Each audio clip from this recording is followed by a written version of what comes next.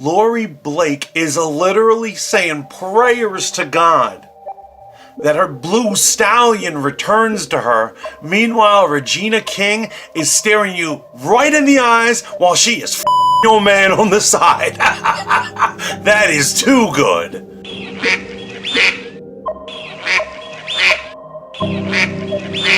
That's right, welcome to Morning Reflections. I am your host, the Fat Mantis, and normally I dress up in a getup and I have all sorts of shenanigans, even sillier jokes than the ones I just did, but I can't do it because this episode blew my mind. It was over the top. It has flipped my very compass of nerddom. Watchmen episode 7, an almost religious awe. Now, our first character that we've got to get into, because it's really quick, is our man Looking Glass. We had a focus on him the other week, and for the last 2 weeks, we have been worried that he is going to die. He's going to be murdered by the 7th Cavalry, and sure enough, we saw it went the opposite way. We all should have realized what was going to go down because he's a doomsday prepper. Looking Glass is a man who prepares for war and people to come jack his stuff or something to come kill him at every moment of his life. He sleeps in his mask, so it only makes sense that he's a one-man army, and he probably has booby traps and all sorts of stunts, and he's probably a great improvised fighter the way Rorschach is. And obviously, Rorschach mask is missing, is he is in the 7th Cavalry, and he's probably going to bring them down from the inside in a most violent fashion. Cannot wait to see that. So moving on, Sister Night, as juxtaposition of the episode before where we saw her grandfather's experiences, we get to see her trauma and her memories, and I really enjoyed that. Particularly that grandmother one, man, that choked me up. That absolutely choked me up what happened with the grandmother, and it was almost too good to be true that she had this salvation and it just got ripped out of her arms. And I love them flashing back to her holding her grandmother in past memories. It was heartbreaking, it was heartwarming, really fleshed out Angela's character, was a lot of character development. Next, we've got to talk about Black Superman. Okay, so obviously I'm talking about Cal and the ultimate trippy reveal that just blew all our lives away. It was over the top insane, I would say. And my sister actually sent me this link right here, and I didn't realize that Abar, the first Black Superman, sometimes known as In Your Face, or Abar Black Superman, but there's a blaxploitation film in the 70s and later on released on VHS in the 90s that shows a man named Abar who becomes the first Black Superman. And, this is clearly a nod to it, as in Cal has adopted that name of Abar. Personally, I hope he adopts this costume right here, because honestly, if Dr. Manhattan started rocking that, I'd be down with it. I'd be completely down with it. But, they did a crazy switcheroo, and I think something that's on our mind just as a production value is same actor going to be portraying Dr. Manhattan in the future. Is Dr. Manhattan now a blue-black man? The way Martian Manhunter is really a black man, but he's green? Are they going to switch the character with a white man? There's a lot of questions.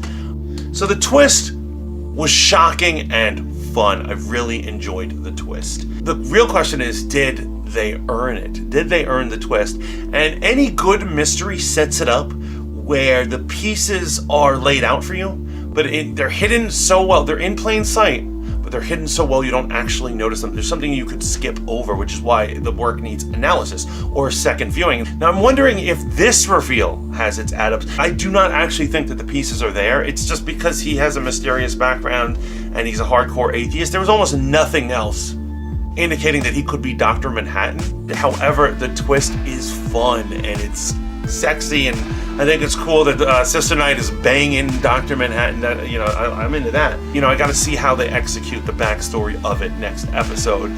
Oh, and as we all know, he's really the Black Captain Atom. He's not the Black Superman, but to fit in for the layman, for people who don't really know anything about comic books, they call him the Black Superman. For all you not in the know. Next, we got Lady Trieu. So I think there's a lot going on. She revealed a lot and all these things, but the thing that's on my mind is, who is her father? Now, Peteypedia, there's a file where he makes a notation and he says, it is the comedian Lady Trieu's father? And I don't think that's it. I don't think they're going to just give us an answer like that, especially in Peteypedia. It's there to give us clues and extra hints, not completely show us the way. We've got to find our own way through this story. The answer is obvious. It is Adrian Veidt is her father. That she is a natural-born genius. She was doing fantastical things, changing the medical and space industries by the age of 21. She inherited her super genius. Just as Adrian Veidt ended up giving her his corporation. Before I thought it might be a hostile takeover, but I'm willing to bet that he gave it to her because she is his illegitimate daughter that he loves and he's looking out for. Remember, she had that stat in Asia.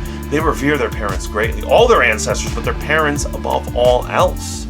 So it totally makes sense that she would have a statue to her beloved father right there. You know, and it all totally makes sense because Adrian Veidt's a rich, powerful white man. And as we all know, rich, powerful white men tend to have a lot of children by their minority servants that they've had. You know, a bunch of illegitimate kids are hanging out with them. Just watch Game of Thrones, there's a ton of that going on. It depends on who they are, whether they're going to treat that kid with love and respect, and sometimes later on in life they give their inheritance or all their things to the kid in question. So that would line up that she is the secret daughter of Ozymandias. Now that we're talking about Ozymandias, he had this kangaroo court of sorts, where he's having his own slaves mock him. He's not defending himself in this trial. We are constantly speculating who has Ozymandias. Is it Russians? Did the president turn on him and lock him up? Was it Dr. Manhattan? Was it Lady Trieu when she stole his company? If she stole his company? But I think there's another thing going on here. I think that it is possible that Ozymandias is in self-imposed imprisonment because he feels guilty for all the people he killed. It's finally catching up to him as he's getting older. And he did a retirement/prison there. And when he's talking, you know, he's constantly dissing their god. He's saying, your god forsaked you. He is their cloner. He is their god. That he's both insulting them, but he's also ultimately insulting himself. That is a possible theory. We got to see and remember the landscape of the show changes with each increasing episode. Going into our 7th Cavalry, guys.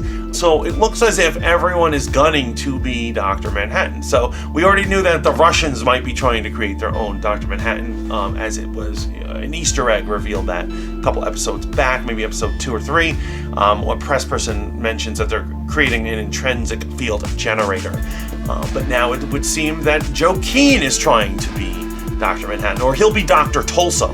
You know, we got the Black Superman, Abar, who is Dr. Manhattan, and then we have Dr. Tulsa, who will be a white supremacist, and then we'll have Dr. Moscow, who is the evil Russian, and maybe they'll have like some sort of 3-way fight. Yeah, if this comic was written by Jeff Loeb, I will say that the story has gotten very comic book, similar to the squid in the graphic novel. It has just taken a sharp right turn, and I'm like, what is happening? I'm still super invested in it. I loved it. This episode was great. It wasn't great the way the last 2 were, because the last 2 were so laser focused on one topic, and this had 3 different topics going on in it. But it is a wonderful addition. I give the episode a 90, but I give the twists and turns, particularly that last twist and turn, a 99. Yeah, that's right. That twist and turn had me up all night. I was having weird dreams about it because it just stuck. It haunted me. It's a haunting ending that I cannot wait. I'm counting down the minutes into the seconds until I get to see another episode. The question I have for you guys is, what did you think of this episode? What did you think of the twists and turns in it, particularly the Dr. Manhattan reveal within a reveal? Did the writers earn it? Was there evidence? Am I missing evidence? When I watch this episode more and more, did I just happen to miss a chunk of stuff that indicates he's Dr. Manhattan? Please let me know in the comments. Until then, I want you to like, share, subscribe, love one another, go in peace. Ciao for now, bitches. Stay woke.